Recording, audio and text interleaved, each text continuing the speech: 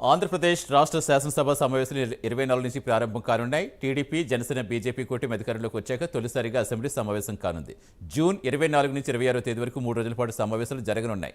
వాస్తవానికి జూన్ 19 నుంచే సమావేశాలు జరగాల్సి ఉండగా గవర్నర్ అబ్దుల్ నజీర్ బక్రీద్ సందర్భంగా సెలవుపై ఉండడంతో అసెంబ్లీ సమావేశ తేదీల్లో మార్పు చోటు చేసుకుంది. కాగా జూన్ 24న ప్రొటెం స్పీకర్ని ఎన్నుకున్నాక నూతనంగా ఎన్నికైన శాసనసభ్యుల ప్రమాణ స్వీకారం జరగనుంది. తొలి అసెంబ్లీ సమావేశాల్లో ల్యాండ్ టైటిలింగ్ యాక్ట్ బిల్లు ఆమోదించే అవకాశం ఉంది. ఈ నెల 22న కేబినెట్ భేటీ కానుంది.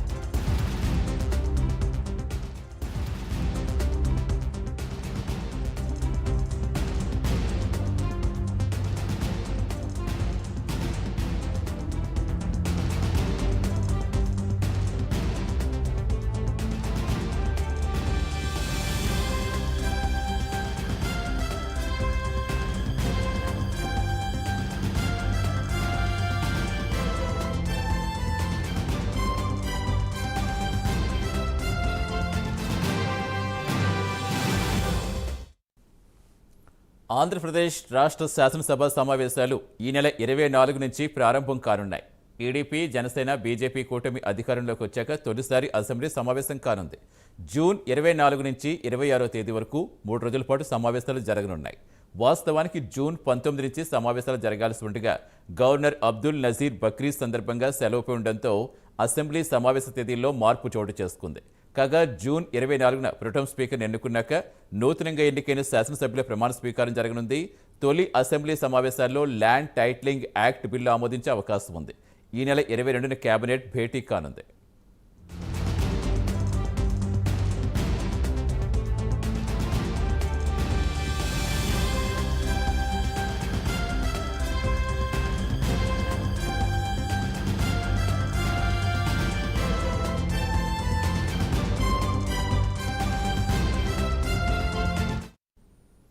ఈ నెల 24 నుంచి ఏపీ అసెంబ్లీ సమావేశాలు జరగనున్నాయి. పూర్తి సమాచారం ఇచ్చేందుకు మా కరెస్పాండెంట్ రవికృష్ణ జరుగుతున్నారు. Good morning Ravikrishna.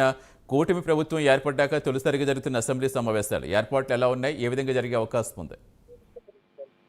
అంటే సతీష్, ఈ కూటమి ప్రభుత్వం ఏర్పడిన తర్వాత మొట్టమొదటిసారిగా కూడా ఈ అసెంబ్లీ సమావేశాలను ఏర్పాటు చేస్తున్నారు.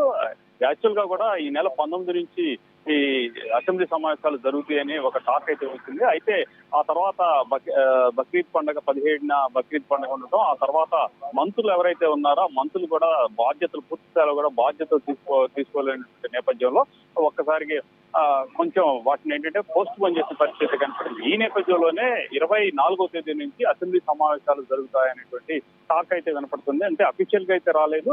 ప్రెజెంట్ అయితే మాత్రం 24వ తారీఖు నుంచి జరిగే అవకాశం ఉందని అయితే మనకు తెలుస్తుంది. యాక్చువల్ గా మొట్టమొదటిసారి ప్రభుత్వం ఏర్పడిన తర్వాత అసెంబ్లీ ఈ సమావేశాలు జరిగిన నేపథ్యంలో ప్రొటో స్పీకర్ ని ఫస్ట్ ప్రొటో స్పీకర్ ని తీసుకుంటారు.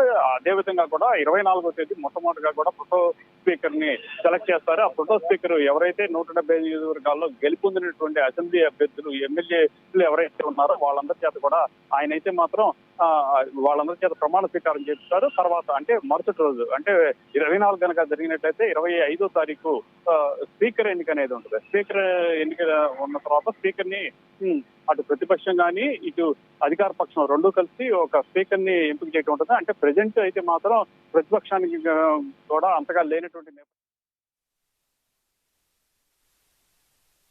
చేయడం అనేది జరుగుతుంది.